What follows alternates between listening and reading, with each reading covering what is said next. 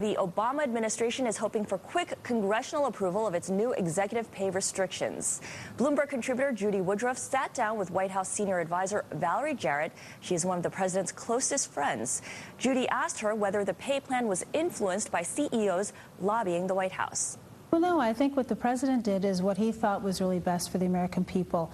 We are now an investor in these companies, and so we want to make sure that the management's interests are realigned with those of the shareholders, realigned with the taxpayers of the United States. And so to create an incentive and reward people with restricted stock, for example, aligns the interests of the management with those of ours. And so we want the companies to do well. We want them to make a lot of money.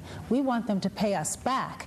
And so to the degree the companies are profitable and the management enjoys the benefit of that, great, as long as we get paid back, because that's what the taxpayers deserve.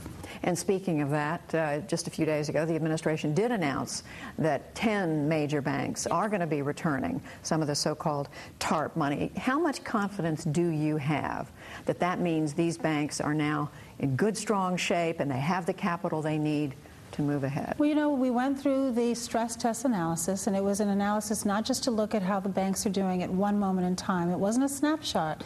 We looked at projections out 2 years. And so we are very confident that over the foreseeable future, the banks should be in very good shape. Financial regulation. The administration is about to propose some significant reforms there. Can you give us any sense of what to expect? Oh, I'll let you hear that from Tim Geithner and our team that'll be coming up in a few days. But again, we took a step back and we said, what's working? And let's leave alone what's working, and let's look at how we can provide the kind of regulatory framework that allows businesses to be as independent as they can and thrive to the best of their ability, but with the appropriate checks and balances to protect the investors, to protect the taxpayers, to protect the American people. The president has been so clear, Judy, that he does not want to be in a major position in any of these companies. He doesn't want to be teased for being the head of GM. Quite the contrary, but what he does want is a successful, sustainable GM that will be able to thrive out into the future and employ the American people. And so that's how he measures all of these investments and the decisions that he's going to make with federal regulatory reform as well.